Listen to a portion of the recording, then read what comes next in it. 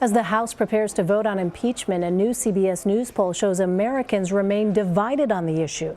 42% of Americans think the Senate should convict and remove the president from office if impeached. But when you add up those who say the Senate shouldn't hold a trial with those who think he shouldn't be convicted, that adds up to 42% against his removal.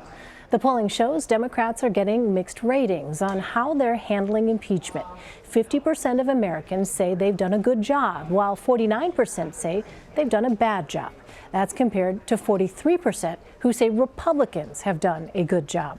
For more on this, I want to bring in Anthony Salvanto and Caitlin Huey-Burns. Anthony is our CBS News Director of Elections and Surveys, and Caitlin is our CBSN political reporter. Great to see you both. Anthony, I want to start with you.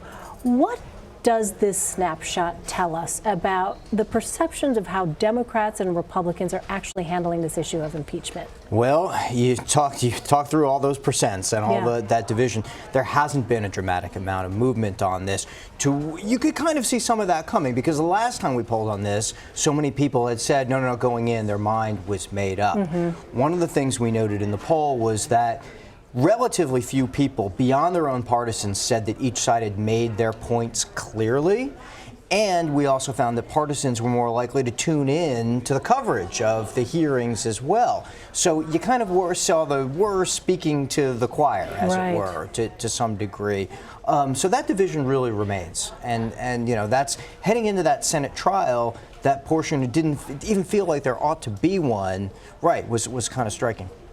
So, Caitlin, the next Democratic presidential debate is taking place on Thursday, but the House is expected to hold its full vote on impeachment on Wednesday. So, is impeachment going to essentially overshadow the debate? It certainly figures to, and it will be a top topic of conversation, certainly, because now that you're moving away from the House vote and on to the Senate, where you'll have several candidates on that stage serving in the Senate, and this is something they know they are going to have to grapple with. But you are seeing some pressure from inside California, especially Los Angeles, kind of trying to keep the focus on local issues, especially in California. You've seen pressure to talk about things like homelessness in LA, wildfires in California, water and climate. So it will be interesting to see kind of how they weave these issues together. So, Caitlin, we know that all 7 candidates who qualified have vowed to boycott the event as a show of solidarity with union workers who are right now in the midst of a labor dispute. So here's what Senator Elizabeth Warren had to say about that. Let's listen. I hope they do, because I'm not going to cross the picket line. I never have, and I'm not going to start now, and I don't think any Democrat should. So how is this, Caitlin, likely to impact this debate? Well, what's at issue here is you have a union representing food service workers in negotiations with a top vendor at the university. And this is something that Democrats have really in unison said that they are not going to cross the picket line and participate in this debate unless the negotiations are solved. And what's interesting is that the original debate was supposed to be held at UCLA, and they were having a similar problem. So they moved it to a new venue, and now they're grappling with this. And it just goes to show how we've seen Democrats this cycle really take into consideration unions and workers in a different way than before. Instead of talking about it, they are now, joining these picket lines. They're really on the ground with union workers during various protests. You saw it with McDonald's, for example. And so this is a way for the party to really highlight this issue at a time that it's important for the Democratic Party base. So this may be an issue that's more important than a debate itself, in the Democrats' view. Yeah, it'll be interesting to see how that resolves itself. Caitlin, in addition, 9 Democratic candidates have signed a letter asking the DNC to change the rules of who qualifies for the debate. What exactly are their grievances? What do they want to see done? Well, they're concerned that this isn't highlighting the diversity of the candidates. Cory Booker, for example, is not going to make that debate stage. And we've seen that the debates have had an outsized effect, at least in terms of winnowing down the field. So these candidates, those who signed on to this, had made the debate stage, and they are trying to make a point here. They want more candidates to be involved and have it take place over 2 nights to accommodate everybody. The DNC said, look, we established these rules a long time ago. You all agreed to them. We're not changing the rules. This is the way it's going to be. So we saw Joe Biden on that graphic there a moment ago, Anthony. The CBS News Battleground Tracker has Biden with a narrow lead in Super Tuesday states. He has 28% of support, with Warren and Sanders close behind him. So what stood out to you? What else stood out to you about the numbers in particular for Joe Biden? Well, you still have that top tier, right? Biden, Warren, Sanders. The other thing that stands out there is you look down to fifth place, you see Mike Bloomberg. Now, that's not close to Biden at this point. Bloomberg did just start running. We did see in some of our re-interviews Bloomberg pulling a little bit of support from Biden.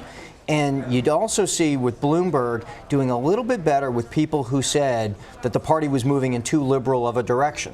Now, the challenge for Bloomberg is that is not most Democrats. Right. Most Democrats feel like the party is doing just fine and in the right ideological direction. So it remains to be seen just how much more of the needle that he can move, or if he can make inroads on that. But, you know, that's and people who are for Warren and for Sanders much more resistant to having Bloomberg in the race. So I think that dynamic will be interesting to watch now across at least the Super Tuesday states, where Bloomberg is trying to play as they come later than the Iowas and the New Hampshires. Yeah. So the polling also looked at race and gender in the 2020 race, Anthony. It found that Joe Biden continues to lead among African-American voters. Can you talk about that a little bit? What did the polling actually show? Well, he does have that strong lead among African-American voters. He has had it.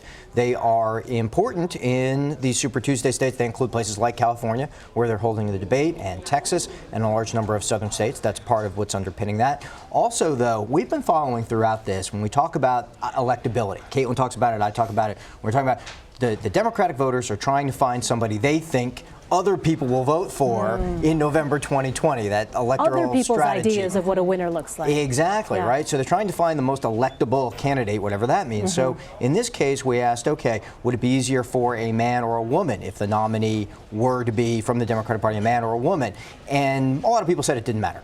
But for those who said they thought it mattered, they thought it might be easier for them to win with a man than a woman. And then on the subject of race, that it might be easier, or harder, I should say, it might be harder if the nominee happened to be African American. So you start to see what Democrats think other people want, and maybe that's kind of telling about the kind of state we're in the country, Right. where people see across that divide and start imagining things about others. Yeah, and it raises questions, I think, for the campaigns. How do you address that? How do you begin to address that notion of electability when people are concerned with what their neighbors might actually be doing as opposed to what they themselves think will win? All right, Anthony Salvanto, Caitlin Huey-Burns, thank you so much. Appreciate it.